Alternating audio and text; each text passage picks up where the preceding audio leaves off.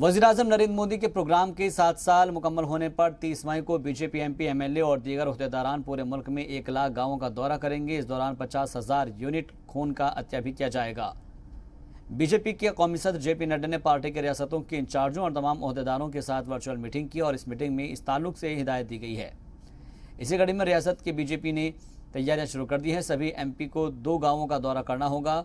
वजीर किसी गांव की निशानदेही कर वर्चुअली जनता से जुड़ेंगे और इसके अलावा असेंबली इलाके, जिला पंचायत, इलाकाई पंचायत और ग्राम लेवल पर भी जिम्मेदारी तय होगी। इस दौरे के दौरान गांवों में मास्क, सैनिटाइजर, राशन किट समेत जरूरी सामान तकसीम किया जाएगा।